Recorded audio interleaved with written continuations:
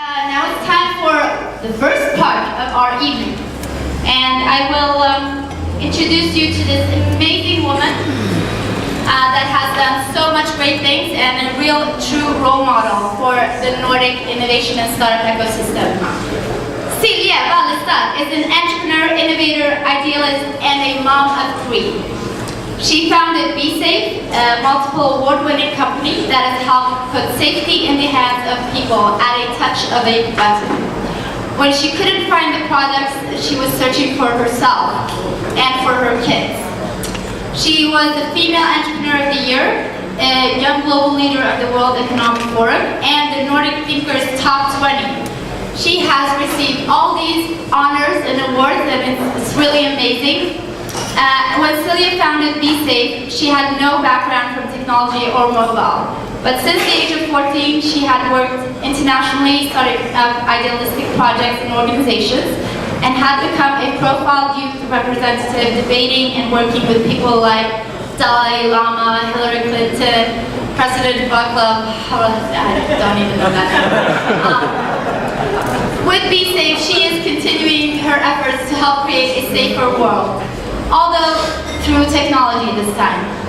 And she has investors like Jada Pinkett Smith. Woo! Wow! That's kind of cool.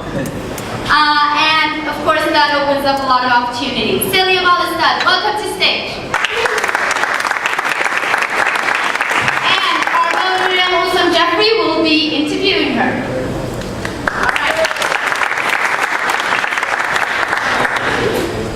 Hi everyone.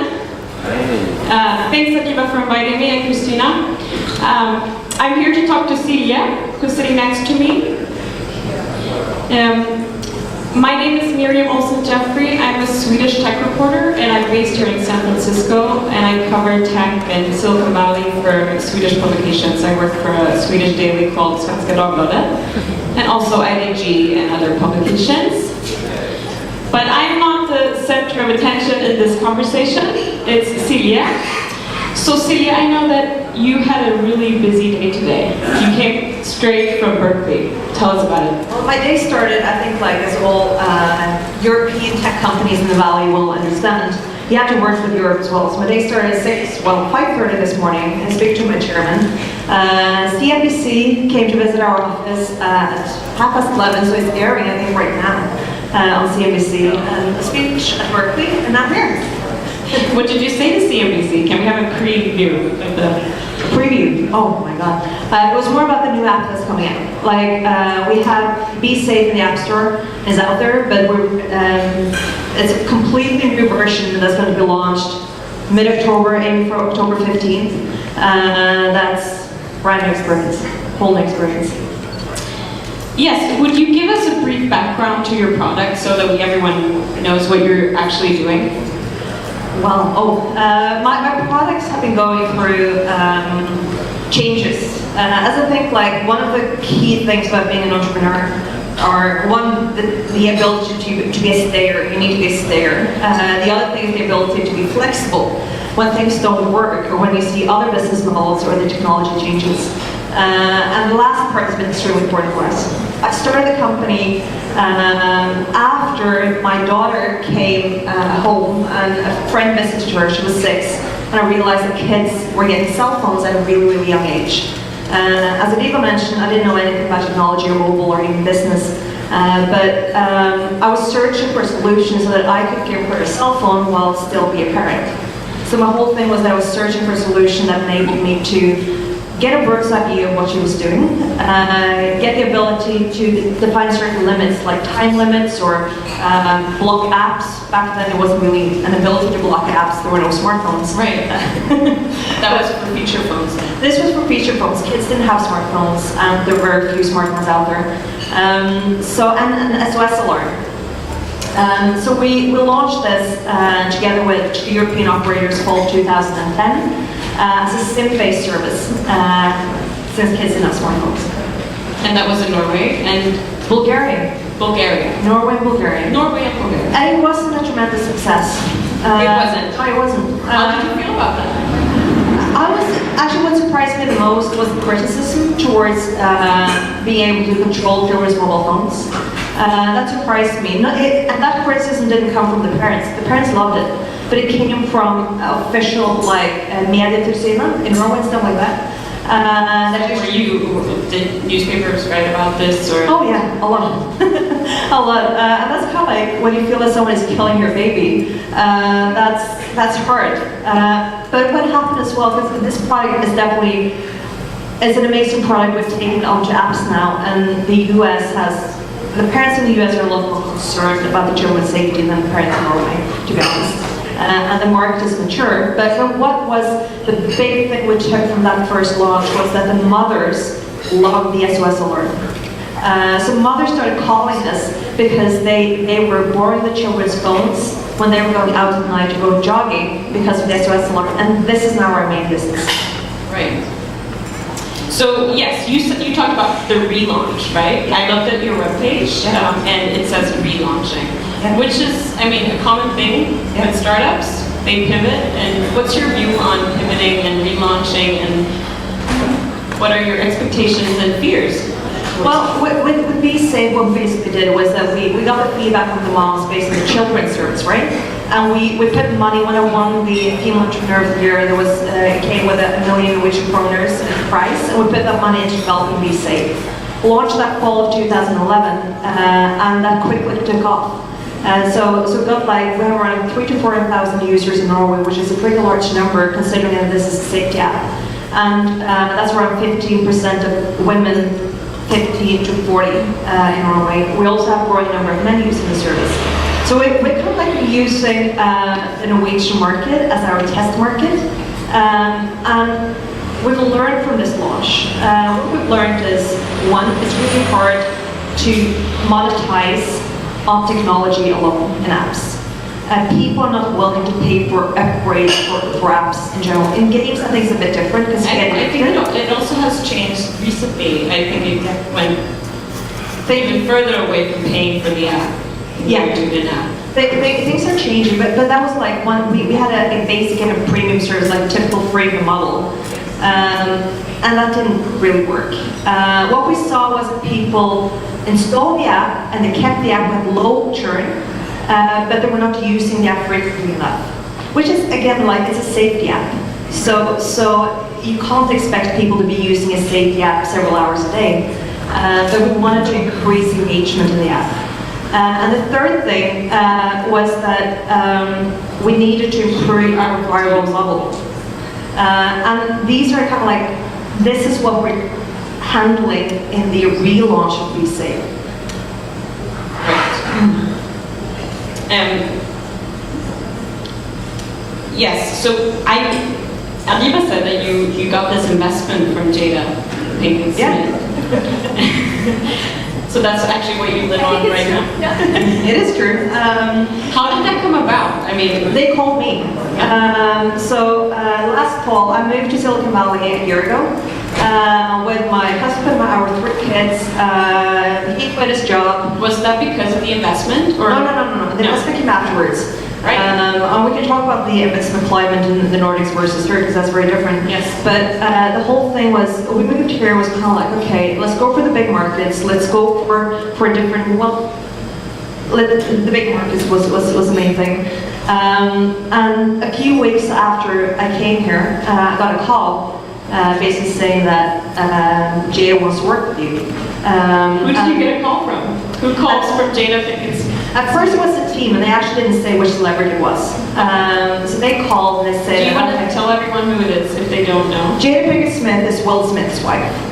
So it's Will Smith and Jada Pinkett Smith are involved in the company. And they got involved because their daughter, Willow, had started using BeSafe.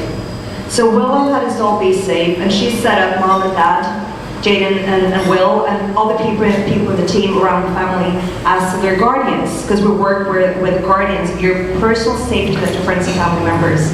And this is how Jada and Will and the team around them learned about BeSafe, because they got a text message from Willow saying that I've started using BeSafe, I've selected you as my guardian, This is actually probably what we're changing now, making it more viral. But this is still like how I've learned about Be Safe. And the team called me, and it was a period of, I guess, 6 months of dating. It was a lot of dating. First it was with a team. I guess they were screening me, and then this was a hilarious part. At first, did you think it would go fast, or?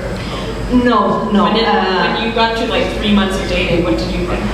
No, first it was a team. I didn't meet the family, and then when it was because they wanted to have a white label version of Be Safe, and I said no. Oh. I'm not giving you a white label version of Be Safe because then I will be competing against the Smith family, and I don't want to do that. I don't want to be competing against myself.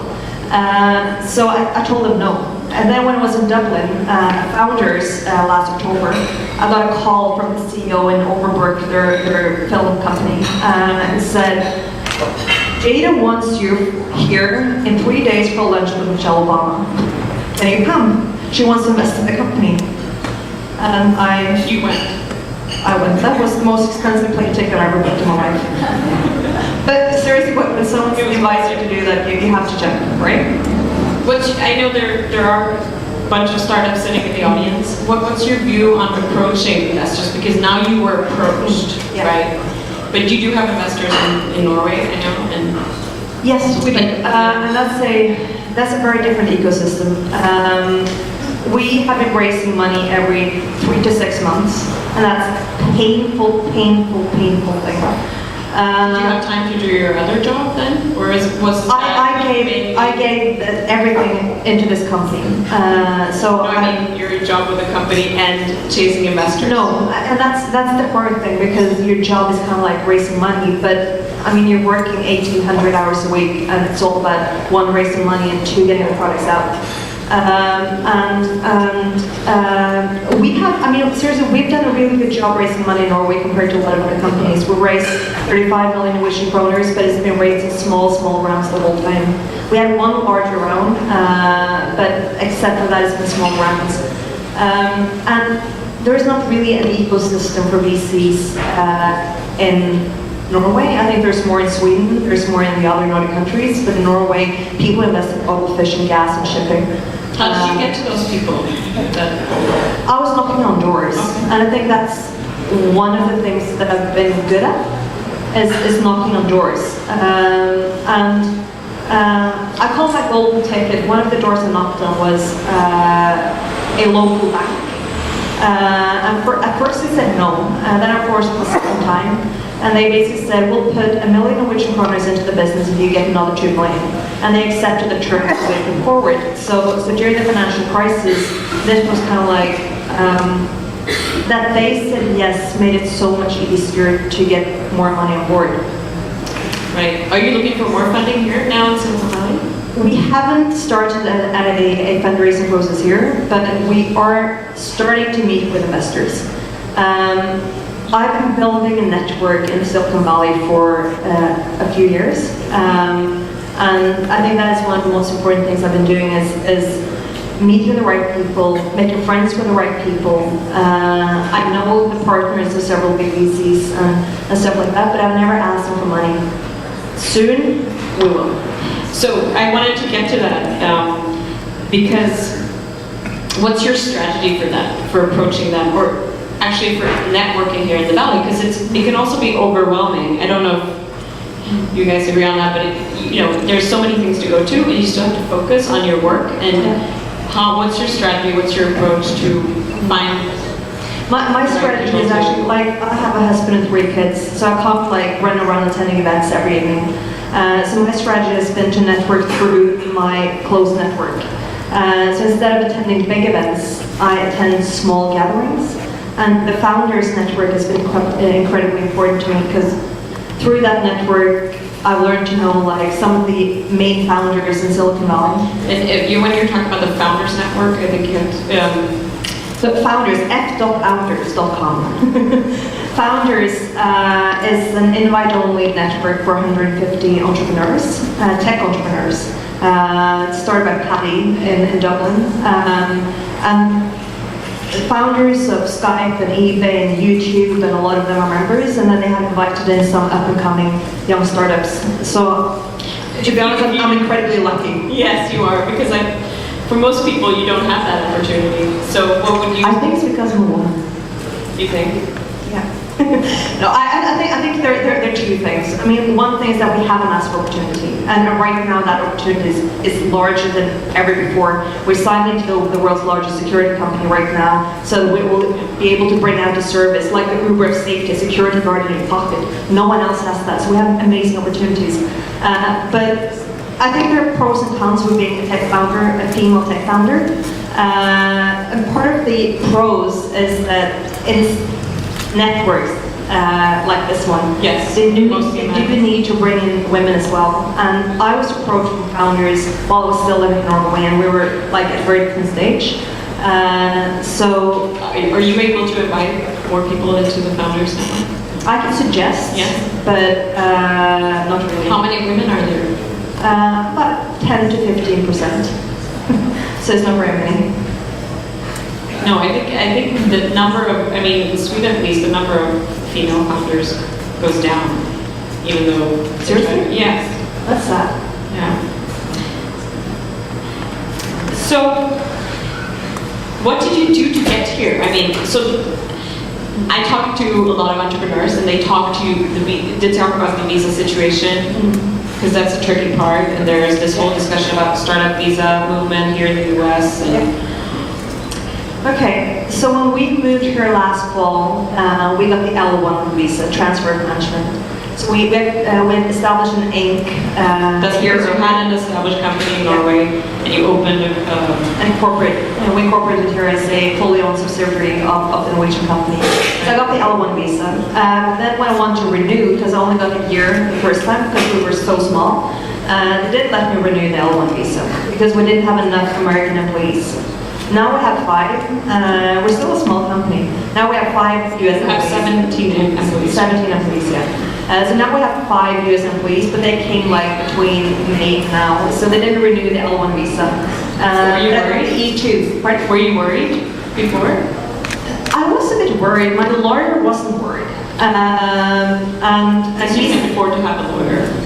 well, if you want to apply for the L1 visa, Yeah. you need a lawyer. You can't do that without a lawyer, and it is expensive to do that. But as he says, like I should have gotten the L1 visa, but we didn't. But we got the E2 visa very easily, and that was fast. So, when you decided to come over here, was that like because I know a lot of entrepreneurs wants to come here. How long did that process take? I mean, was that like a long-term thing that you planned out, or was it just take this opportunity and go? Or? When I started the company, as I mentioned, I didn't know anything about tech, anything about business, anything about that. But I was sitting in my sofa back home, and I said that I'm going to build the biggest personal safety brand in the world. And that was my mission, and still the mission of the company, is building the biggest personal safety brand in the world. And I knew straight away that I wasn't going to be able to do that for long. The timing was... Because that was, how do you... Because that was in, which one was that? You moved, which one? I mean, it was... Last year. Yeah, last year in end of July. Okay. So then the Facebook IPO would happen, and this environment had changed a little bit after that. And how do you feel that it has changed during this time since you... I actually haven't felt that much change. I mean, I've just been extremely glad to be here. The passion we have in Silicon Valley is tremendous. I mean, like, if you go out to buy coffee, I mean, like, whatever you do, you go grocery shopping, you go for a coffee, you go for a drink, you go to meet entrepreneurs or investors, or, I mean, everyone is so passionate. And being an entrepreneur here, it's so easy compared to being an entrepreneur in Norway, mainly because of the ecosystem, but also because people understand what you're doing. And telling people back home that, okay, what I'm doing, like, I don't think a lot of people understand why you're taking the risk or why you're working as much as you do. And here, the ecosystem is simply here. It's amazing to be here. Adiba's now saying time out. Yes. It's time for the startups. But thank you so much, Silje. Thank you. And I'm sure you will stay around a bit. I'll stay around. Yeah, and that you'll be able to ask more questions in that room. Thank you so much.